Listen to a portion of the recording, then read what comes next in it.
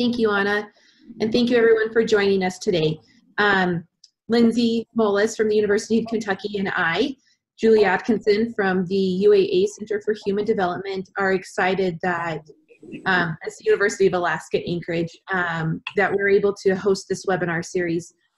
This is our fourth webinar in the series, and our goal as an interest group is really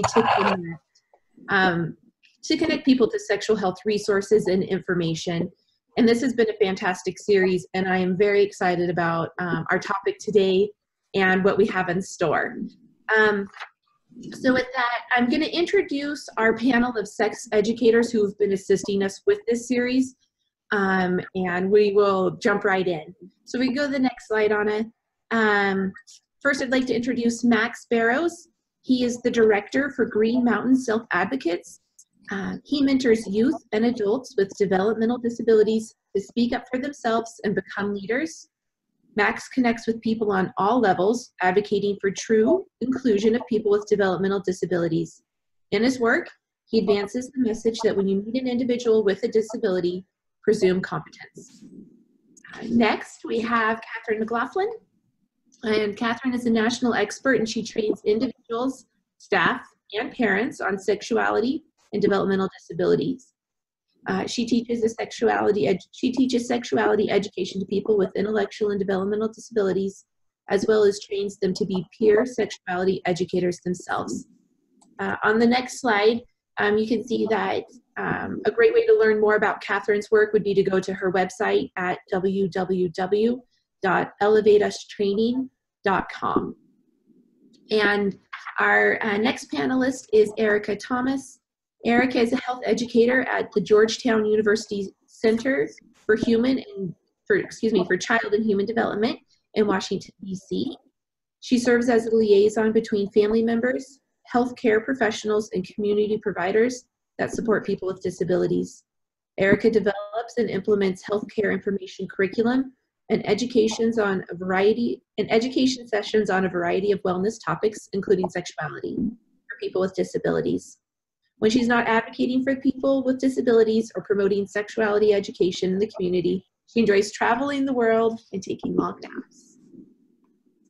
In terms of setting the stage for our webinar today, on the next slide you will see that our panelists will be using person first language. Some of these questions that our panelists are going to be asking our guest speakers, we're going to be talking about relationships today, are questions that have been, that we have collected from self-advocates, and we're going to use their language, their words when they ask their questions. And we'll also be using medical terminology when we are talking about things related to sexuality and relationships. On the next slide, you will see that there's a number on here. Given that relationships and sexuality are a very private and personal topic, at times you might feel uncomfortable given the nature of some of the discussions. If for some reason that does happen, this is a crisis call center that you can call, and they have staff and counselors there to help you work through the feelings that you might be having. We'll also, Lindsay will be manning our chat box today, and Lindsay will be adding that number also to our chat box. So if you don't remember it from this slide, you can go back to the chat box and find that number. So take a quick minute and talk about our chat box and how to use that. On the next slide, you will see that at the bottom of your screen, there's the little chat bubble. You can click on that to open your chat box. This is where you can type in questions, comments. If you're having technical things, you can go ahead and put those in there, and Anna will help us to address them. We ask that throughout the webinar, if you do have questions for our panelists, to please type those into the chat box. If you have a question for one of our guest speakers, please also include their name so that we can get that question to the right person to be addressed at the end during our question and answer session.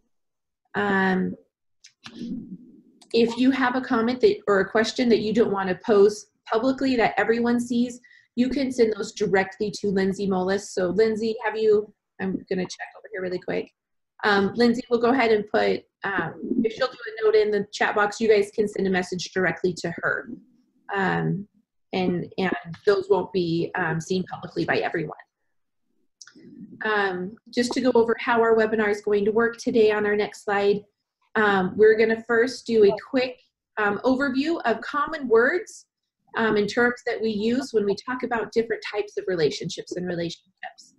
Next, we're going to really spend the vast majority of our time with our 3 educators interviewing self-advocates and asking them questions about their relationships and sharing some information with you. And again, at the end, we'll do some time for question and answer. This is our 4th webinar in this series. We've done 3 other webinars already. If you haven't had a chance to watch them or participate, I would encourage you to do that. Here are the links for those. They're also coming through in the chat box. We've talked about relationships, we've talked about sex and intimacy, and we've also had one on sexually transmitted infections.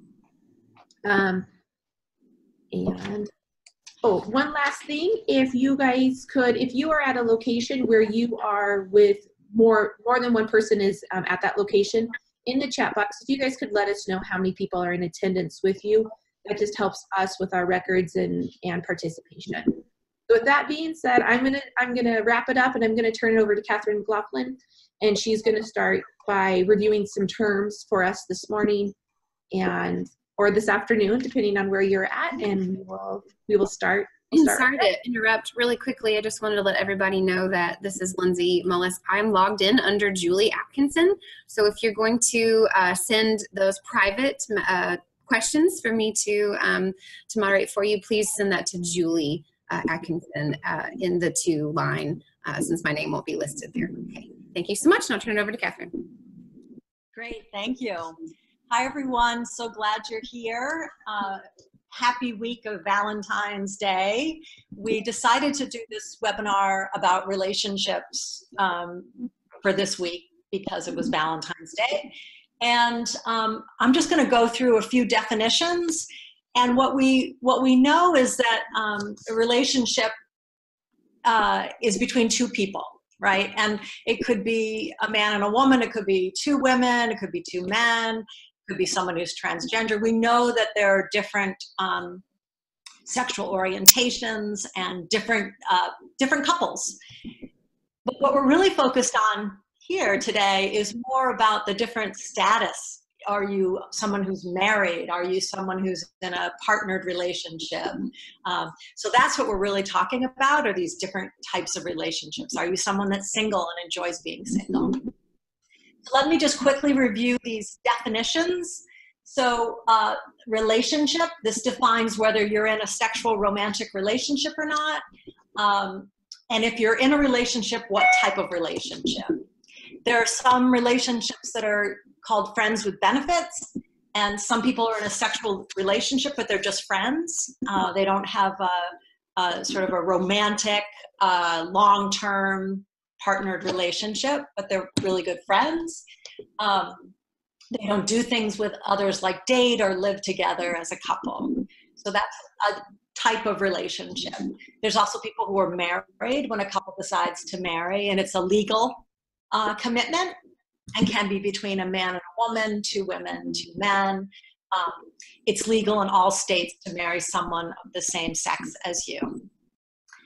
And then a partnered relationship, or dating might be the other term people use. It's a couple that's been together for a while, but they're not married. It could be a new relationship and they're just getting to know each other, or they could be together for a long while. So the next slide, please. And dating, this is when 2 people are getting to know one another and enjoy being together. So similar to the partnered one, not married, not single, but getting to know someone. They may not see themselves as a couple, but going on dates with one another, like to the movies or dinner dates or something. Single, this is when a person is not in any of these other types of relationships. And some people who are single want to stay single. And some people who are single are looking for someone to date or become a couple with. There's also, you might have heard of monogamy or monogamous relationships. And that's when 2 people have decided to only be sexual with one another. So it's called monogamy. And then some people are in relationships where it's called polyamorous, or an open relationship, where they might be in a relationship, but they're also sexual with other people, and they have that agreement as well. So there's lots of different ways that people are in relationships, and we're going to go through 5 different stories that people have around their relationship status and some of the things they've learned as they've been in these relationships. So we're going to start with Bonnie Gonzalez, and I'm going to introduce her first. I met Bonnie when I was out in Michigan last June, and she was part of a 3-day training that we did with self-advocates and professionals, and she became a sexuality educator. She was already a peer mentor in Michigan, and she is very thoughtful and has a lot of wisdom. And so when we were looking for people, she was someone that I thought of right away. So I asked her to be here, and she has agreed. Thank you, Bonnie, for being here. Thank you for asking me.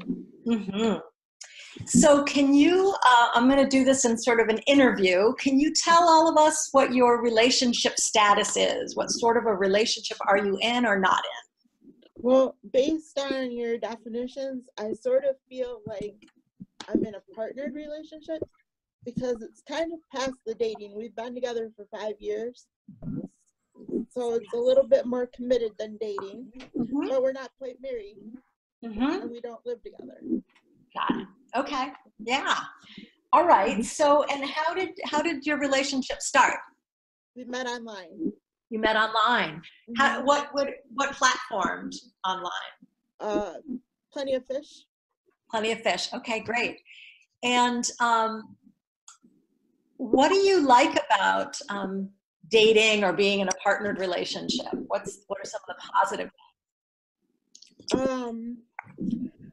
I like having someone that knows me so well, and someone that I can share things with, but that I still get to be myself. That's important to me. Yeah. So you like having someone, but you like the independence as well of being yourself and not losing yourself in that relationship. Yes. What's one thing that you want people to know about being in a partnered relationship? Something that some wisdom of yours, or something that's important. That you don't have to lose yourself. When you get in a relationship, things change. Parts of each person change as you get to know each other, but you don't have to give up all of who you are to be with someone else. And I think sometimes people get lost in that idea and start and think that is what has to happen to be with somebody else, but it isn't. It's much healthier for that not to happen. Right. Yeah. So what would you say is going well in your relationship? We have great communication, and I think it helps that we don't rush into anything.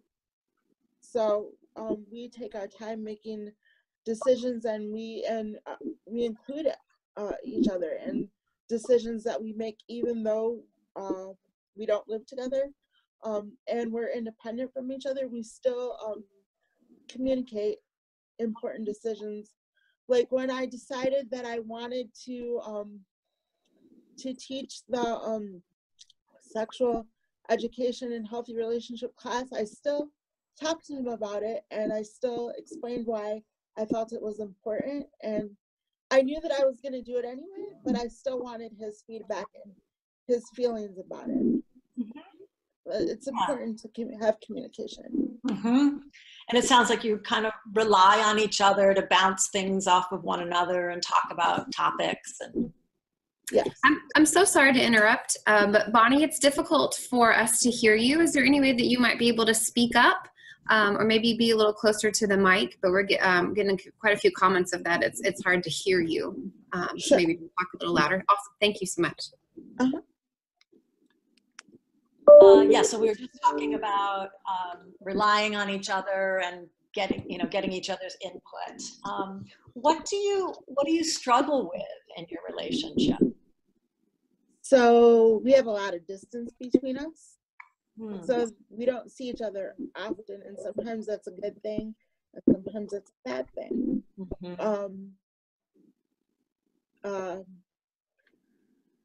So I think that probably complicates things a little bit, but that also helps us to keep the independence. That helps keep the relationship so good at the same time. Right. So there's sort of a natural barrier between you. What do you do to stay connected when you are far apart? A lot of emails. A lot of emailing. Yeah. So great. Communication. Yes, exactly. Yeah. You got it. What are some things that you can work on in your relationship? So things that we both have to work on are things that we do work on, and not necessarily that we have to, but things that we do work on are being honest and open about our feelings. So when one of us has like an issue, we don't just bottle it up. We talk about it. We don't just let it stew and build and get resentful. We say, hey, I don't necessarily agree with this, or I didn't like this, or you have to talk about it, especially with the distance, because you can't read someone's mind, and the distance makes it more difficult to hash things out. So you have to, again, communicate to keep things good. Yeah, great. And what are some barriers or challenges that you've overcome to make this relationship successful? And I know you shared with me about past relationships as well. What has changed for you as far as comparing past relationships to this one? So I think the thing that I had to learn was that I deserved, just like anyone else, to have a relationship, that my disability only played a factor in having a relationship if I allowed it to, and that it was up to me to accept myself, and that if I portrayed confidence in a relationship, then I would get confidence back, and that it's more important for me to accept myself, and then other people can accept me. And that is really where a healthy relationship starts. It starts with me. It doesn't really start with somebody else. Great, yeah. And it sounds like you finally came to that conclusion that you deserved a relationship, and that it didn't matter if you had a disability, and then you just projected that out there and met this person.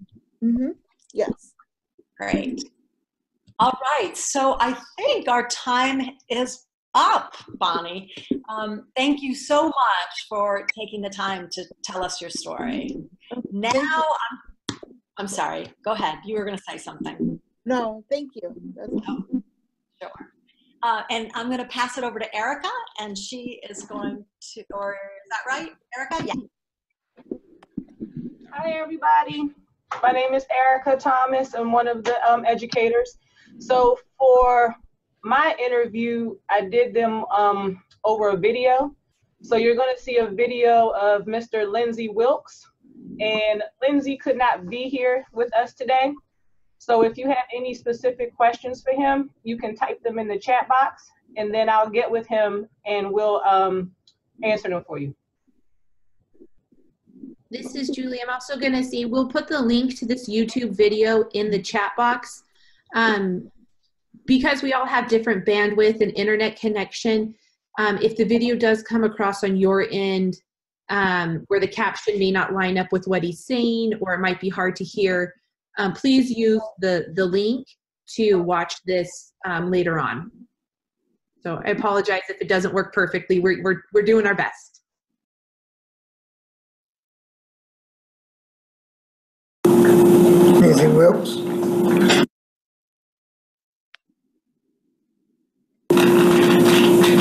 Single. Some girl meet me first, and then I'll talk to them, like nice way. A girl come to me and say, "What's the name?" I said, "Nancy Wilkes." Like if I go to a mall or something, to a mall, if I go to a girl to a mall and she bump to me, I said, "Excuse me, how you doing?" She tell nicely. I said, "What's your name?" She tell me her name, I tell my name. So many people at school. Also, in school, and some people at job, something like that. I talked to her clearly, nice and clearly. I talked to her. I talked to her. I told her nice and clearly. I said, "What's my name?" And she said, "I said, would you like to eat? Are you vegetable? Or do you like to eat fruit?" I'm like, "Okay, like salad or meat or fruit." She said she's vegetable. That's why I get her salad then. She eats salad, I eat salad. Then they'll go see up there. Then I said, "Well, maybe meet your parents." She meet my parents. That's how it go. Nice. To her nice. Like to nice. I tell her like she's a person. And like a human being, nice person. I treat like a dog, because some guys treat them like a dog. I know that, because like a lot of friends do that. They do that. And get on my nerves like that. To her right. And she called me that she want to go out, or call me what she want to do. Like that. "Hey, cut you a knife." And she take me nice out to her nice. I ain't got no girlfriend. Okay. I want one, but I ain't got none. Lonesome. Well, sad. Rather not be single, because, oh yeah, to me, be single, because I've been, because see, everybody got girlfriend, boyfriend, I just try to laugh out. They feel like left out the picture. Well, like be single, to me, well, it don't feel good to me. I just look around and look around the word, sit down, and then the thing it's a hurt me, it's hurt. But to me, I like the single because I don't like to. I like be loved and joy, happy and joy and have joy and joy around and happy and go around, go like with the movies and like that. I know it hurt a little bit, but me to be single, I'm like happy or something like that. Yeah. Like I'm sad and pitiful. I said, how'd you like to be single? Everybody said that with that. Well, a little bit might hurt me a little bit. I said, I know it might hurt you, but hey, I know you said, I knew that part. But anyway, I said, well, you got to learn. And you got no girlfriend or boyfriend. I mean, guys, I know girls got girlfriend, boyfriend. I know guys, okay. And you got a friend. I'll be your friend, and you don't get a girlfriend. I still love like a friend. I tell them that. I love like a friend. Girls with ability, if I tell a girl I'm ability, she might get it up to say, I don't want you come. I know some girl call people guys. I know girls say, call me Tassie. I look at it like this. Yeah, they call me name. Cause a lot of people do that. I've been like a bus, and I'm trained, like a bus. I wait train. Some guy train. Some guy be great. Go home. Say, look at him. something wrong with him. I walked in my head, just shake my head like back and forth, and we like something they talk, something wrong with him, something he don't look right, something wrong with him. Like he flicked the top, it's like he flicked. The other person heard it. I ain't heard it say, but the other person heard it. Said, come on, man. That person don't do that. That's not nice. That's not nice. That girl sat by me and said, you know, he's like this. Go like this. She might look like this. Had my hand, come on, I ain't give up. Because sometimes I get, like people name, tears come in my eyes, I get sad. I was outside crying about this. Just this word. She said, don't what that people call you. Because she might say, they ain't got to go see themselves. She'll tell me that. That's okay. I started laughing, have fun. God please me, why I ain't get married. So I said, wait, whoa. That's one thing you gotta hold up. The first day at time. One day you got meet the girl first. I know I can say, okay, meet her first. You can talk marry later on. You gotta get meet her. He can meet her, then you gotta go out there, anniversary, all that stuff, this and that. Then she want to get married at the girl, not the guy. That's not me, it's up to her. She won't marry me. She can say yes or no. I say, hey, don't bother me. I might one day have some children, and go take kids to the playground and read to the library, read books, and to the museum and stuff like that. No citing, them see the citing, history and stuff like that. And I like to see the kids, I like to see kids go to school, get education. But I said, we can't. So I said, look, we human like this. I mean, what a difference.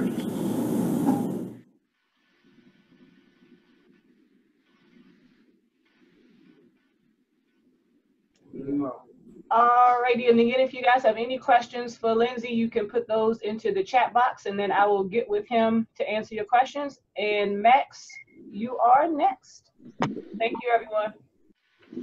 All right, and thank you for that video. So I am Max, for those who don't know me, and I will be interviewing my first guest, and that is, his name is Thomas Caswell. And Thomas, would you like to introduce yourself and say just a little bit about yourself? I think Thomas is still muted. Anna, could we get Thomas unmuted, please? Is that better? Yes, thank you. Okay, perfect. So thank you, Max. So first of all, I am not able to talk very loud because I was not able to find a quiet private space here at the University of Vermont campus to talk with you guys. So my speech and everything's going to be limited. I apologize for any background noise that's going to end up around me because there are other people around. My name is Thomas Caswell. I'm 23 years old. I'm from Essex Junction, Vermont, and I am a person with autism who is openly gay. Just like mentioned, I am a student at the University of Vermont. I'm part of the Think College program. I have a fellowship with StarTech and Great JMSA on improving lives with people with disabilities or within the LGBTQIA community, and something I like to do for fun is I like to ride my bike around most of the year. It's winter here in Vermont, so we have a lot of snow on the ground, and so I'm not able to do so. All right. Thank you, Thomas. Thank you, Thomas. So, Thomas, what is your relationship status? Currently I'm single. I don't have a boyfriend. A boyfriend did have one for a short time last year, but then it just didn't end up working out. So, been embracing it for sure. Alrighty. And so, how do you meet people, Thomas? around, you know, your community or wherever you go? That's a very good question point. It's okay. There are many different places where you can meet people, like people like just like in person, when it means social media apps like Facebook, Instagram, Snapchat, whatever. But there's also, but for me, there's also like no more dating apps like Grindr, Hornet, Annie, or such other apps, and other apps such as those where you can meet other gay or bisexual or LGBTQ identified men. So yeah, but you know, it is very, very difficult overall to find a person just for you, because there are so many guys to choose out there in the scene, and you'd be surprised at how many LGBTQ men are around there, but us like maybe more who like the same sex. So it's nice, but it's very hard to find someone who is best for you, because you have to be compatible. There's a lot of goes hand, especially when you have an intellectual disability. It can make it hard for some people because there are some obstacles that a person may face that you have to be accepting of, if you were to really know that person is either compatible. Yeah. Plus, we talked about the situations like dating, open relationships, sex, friends with benefits, etc. Yeah. So, Thomas, I'm just curious to know, do you belong to any groups at all? Yes, I do. I actually should have mentioned that in my introductions. So, here at the Brent Center in Vermont, we have the LGBTQI disability group, which is basically those people who are LGBTQIA people with disabilities get together, form a group, share their stories, do some events together, etc. I'm also part of a group, also the Brent Center, called GLAM, which is a social group for gay, bisexual, and transgender identified men ages 18 to 35. And we do things together as well. So, yeah, that's really good, Thomas. So, you know, going back to like meeting people, how do you talk to a new person when you first meet them?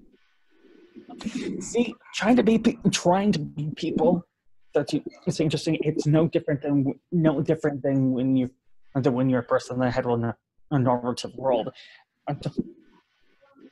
So not only do you have to meet some people you think are attractive, but you have to know if they're gay, bisexual, or they identify they're a person that's attracted to God,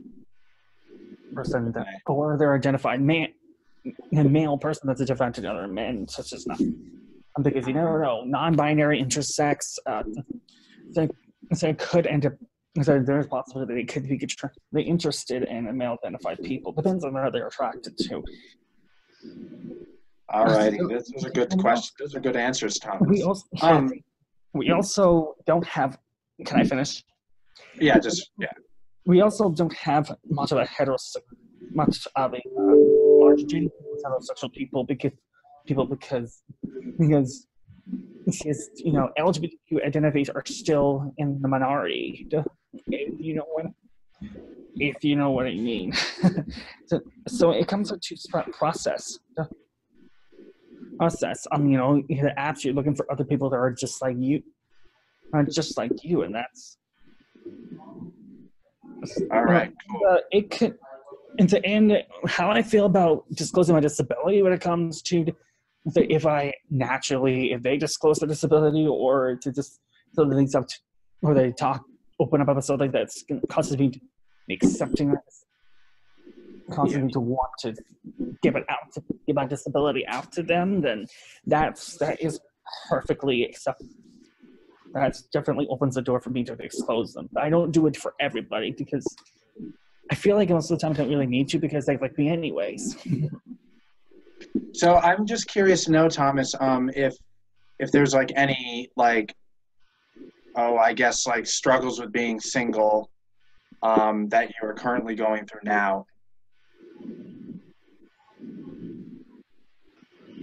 I said, yeah, the struggles I said differently is, and this can happen with heterosexual relationships as well, is that trying to find someone and you get really nervous to talk to them, and that's perfectly usual.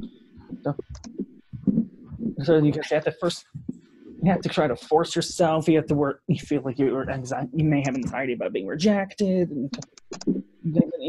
and you know, when you're meeting someone in person, first you think you're cute, but like, are they gay or bi? That's the question. Alrighty, and then of course, is there anything you like about being single?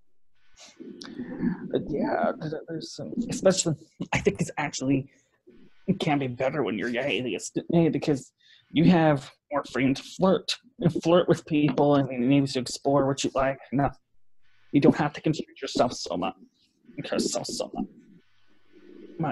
It is a lot easier to meet people online, of course, but yet there are all over there's from all over the country that you meet on these dating apps. Alrighty. There are very few people that I've met on the dating apps that actually live in Vermont, so it's not very easy. In fact, there are some people even out of the country that I've met on the dating apps. Alrighty, Thomas, thank you so much. That was all really good. And so thank you so much for your answers. They're all really good answers. All right, I think next is Kathryn. Are you next? I believe. Erika's next. Or Erika's next. I think that's me, Max. Thank you. So again, we're gonna have another video. So you want to introduce yourself? Kara Jones. So you're gonna hear from Kara Jones, who's back here with me, and she is a part of Project Action, and she is the Sergeant at Arms. And again, if you have questions for Kara, you can put them in the chat box. And then with Kara being here right now, we can actually answer your questions for you. So again, if you have any questions, type them in the chat box. Thanks. Enjoy. Kara Jones.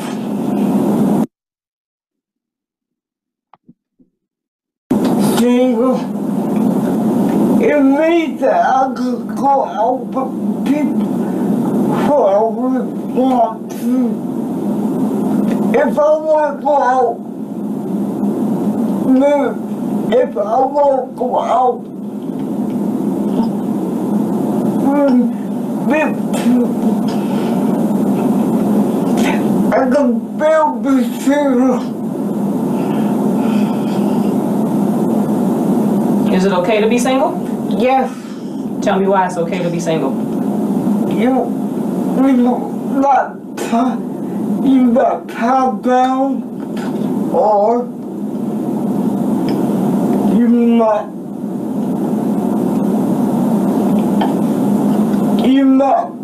with anybody by yourself. And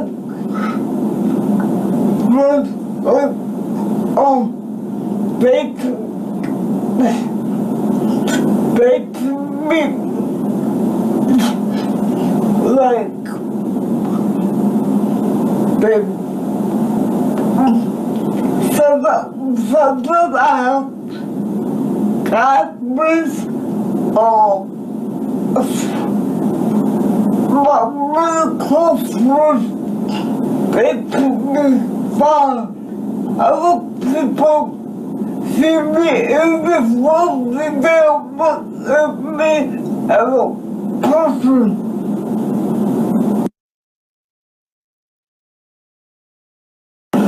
It turns a cabinet and I go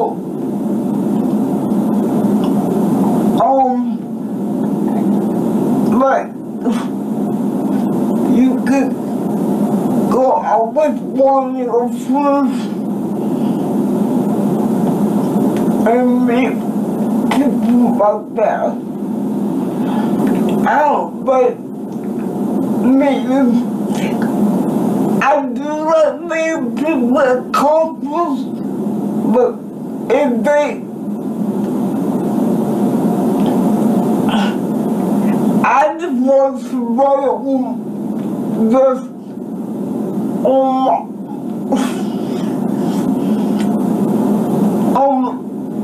my own.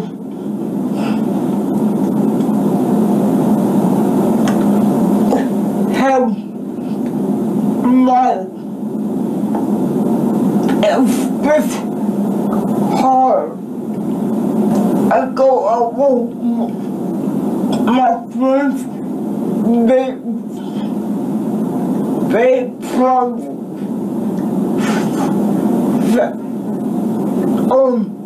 set me up, but I told not to because it's hard not to.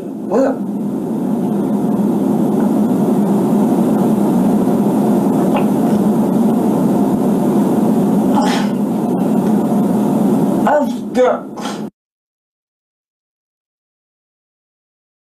I was saying how I've been careful with something. What you like to do about football, basketball, and you want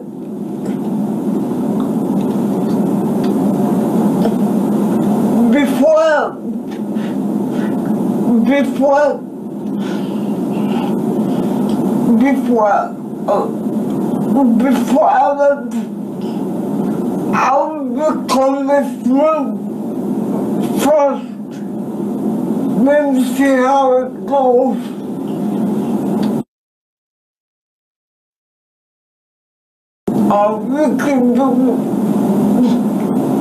You can basically fill people out. If they want, you can be single or you can be not single. It's up to you. I'll make that. You can fill people out.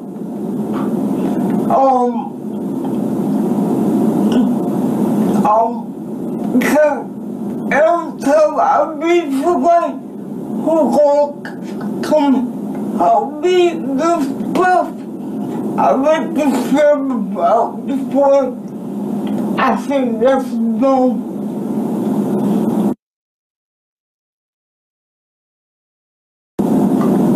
People have parties they invite you as a single or as a couple. They'll be like, okay, I'll one, or you come by yourself.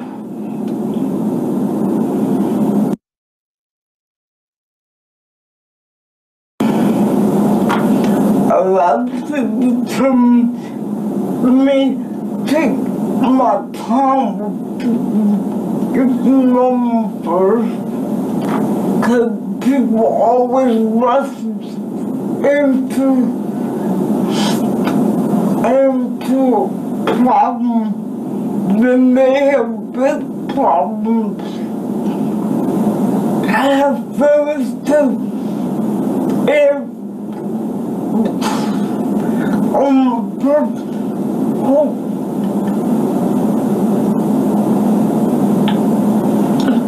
who want to meet people.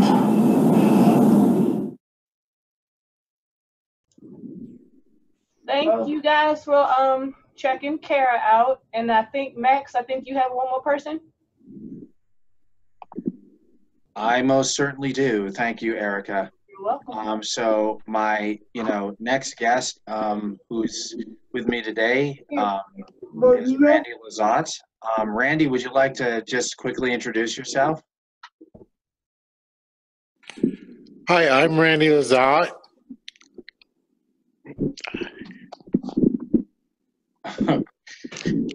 Sorry, having some technical difficulties. That's no problem, Randy. We can see and hear you loud and clear. Okay, thanks, Max. All right, so with that said, so Randy, just if you don't mind just telling us, what is your relationship status? Well, I have been married for 4 years and 4 months. Nice. And how did you meet your spouse, Randy? Well, I met her at a self-advocacy meeting, actually. And, you know, what do you like about being married, or what is one thing you want people to know about being married? Well, being married, I think, is great because for the longest time, I thought I was always going to be single and or just dating somebody here and there. I actually feel really good about being married because I know there's somebody here. Nice. So you're married, and I'm just curious to know, like, what is going well in your marriage? Well, when there are big decisions to be made, we both talk about them and figure out if it's something we both want. And I mean, the communication is getting better. Nice. So I am just wanting to know here, Randy, you know, how did you know when you were in love? Well, I made that decision. I'm going to tell you a little bit of a story. When me and my wife first met, we lived almost 2 hours away from each other. And it was a long distance relationship for about 2.5 years. And then I made the decision that I was going to move closer to her. And I think that was the point where I'm like, yep, she's the one. And because everybody else around me is like, are you sure this is what you want? Even my parents were like, you may be what she may be what you want, but you're not what she wants. And I actually proved them wrong. So Interesting. So are there any struggles that you know, face while, you know, currently married?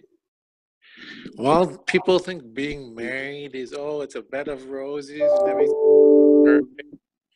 Well, that's not true. You're always going to be having to work on things. You're not always going to get along. But at the end of the day, as long as you still love the person and you can talk about things, then you'll be all right. Yeah. And what are some of those things that you can work on when you're married? Communication, actually. Being able to understand what your partner is trying to tell you and what you're trying to tell them. Because the way somebody perceives what you're saying and then what you perceive they're saying could be two totally different things. Yeah. Yeah, I get you on that one. So, you know, what would be what are you know, what would be your advice just, you know, to people that are looking to get married? Well, it takes time and it takes getting to know somebody, and there are going to be points where you are going to want some separation from them, and then there's the whole their family and your family kind of thing. You may not always get along with their family and vice versa, but as long as you kind of take your time to get to know people, then you'll have a better relationship with them. Alrighty. And what barriers or challenges have you overcome to be successful in your relationship? Well, like I said, my wife's family and I didn't always see eye to eye, and we were constantly, we'll call them, having debates. And then having the biggest one, I think, for me, other than the whole family thing, was just having to move so far away from all the people I knew in the town that I lived in. And then, you know, having to adjust from seeing my best friends every day to seeing them maybe a couple of times a year. Yeah, I gotcha. And the last question I have for you, Randy, is what advice do you have for people who may be, you know, kind of struggling with their parents who don't agree with them getting married? Well, just have conversations. You're not always gonna agree, and just state it when you don't agree with them, and just be patient. All right. Randy, thank you very much. Thank you. Those are all really good answers. All right. Thank you, Max, Erika, and Kathryn. And a special thank you to Bonnie, Kara, Lindsay, Randy, and Thomas for joining us today. I'm going to turn it over to Lindsay. I know we've had a few questions come into our chat box. So I'll let Lindsay address those. Thank you, Julie. And again, thank you to all of our panelists today for sharing your stories with us. So one of our questions was, would any of the presenters tell us how they learned about developing relationships and including sexual relationships? So talking about what kind of experience from school, parents, what kind of experience you have in developing those relationships, and what was most helpful for you in learning how to do that.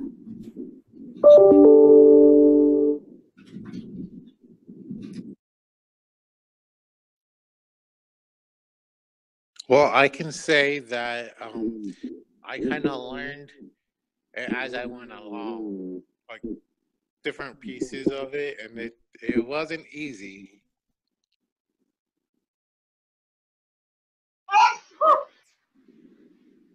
Randy, this is Julie. I'm just going to follow up. Did you have anyone along the way that maybe like you could turn to for advice or help? Yeah, I actually had a couple of friends that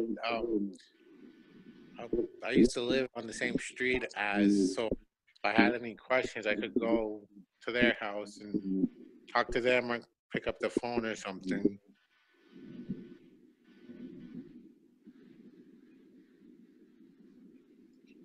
Thank you. Sorry, I had muted myself. I'm having a hard time getting back to my mute button. Lindsay, did we have any other questions? We have one particular question asking about how to introduce prevention and STI and HIV reduction. And so I responded in the comment referring back to our webinar number 3 in the series that talks specifically about that topic. I want to mention that again and shared that link as well. And then I do want to go back to Karen's link following up with Thomas and his story. There's a link there about his growing up with autism and growing into life as a gay man. So sharing that with everyone as well to review. Does anyone else that can unmute themselves want to ask a question to our panelists today, or you can type that into the chat box? Okay. Sorry, it's still loud, but I try to lower the best I can. Okay. Oh, you're fine. Hi. Well, one other question that we received was asking about if we have a communication course or any kind of mentoring for developing relationships. So I'd like to maybe let Julie talk about friendships and dating, and Kathryn, you talk about the things that you do, as well as you, Erika. Maybe just for a quick synopsis of the things that are offered. The question came in privately, so I'm not sure where in the country this individual is from, so maybe just talking about some of the resources that we know about we can address that question. Oh, she's from Alaska. So Julie, we'll let you start. So I'm going to put my email into the chat box. Follow up with me afterwards, but we do have a training program in Alaska where we are working with community agencies to help individuals to develop healthy and meaningful relationships. Kathryn does this work a lot across the country as well. So Kathryn, there are resources out there. They're getting to be more and more, which is fantastic. Kathryn, what would you add? I would add that I have a curriculum that I wrote with Green Mountain Self-Advocates. So, and it has 22 lessons, and it's designed for self-advocates to be on a team with a professional and be the teachers. And I know Randy has taught classes. Bonnie is doing that as well. So if you're a self-advocate and you want to get involved, that's a way to be one of the teachers as well. I would 100% second that one. I think that's important. Have you taught classes, Max? Or? I believe I have. Yeah. And Randy, are you teaching one right now? We're actually getting ready to. We're going to be going over the curriculum within the next couple of weeks anyway. Great. Erika? Hi everyone. I was trying to like quickly type stuff, but I do a lot of one-on-one visits. So like I'll go to a person's home. I work with their families and their support teams around sexuality and intimacy. So whatever questions come up, we talk about healthy relationships, being safe in the community, birth control options, like any questions that people have, we try to address those in a one-to-one or in a comfortable setting. I also teach classes for like support staff, nursing staff, anyone under the sun. Like the joke is whoever will listen to me, I will talk to them. So and just to empower folks to make sure that people are expressing themselves sexually, but in a healthy way. So thank you everyone for joining us today. On our last slide, we do have our next sex talk coming up in May, and we will be talking about birth control will be our topic.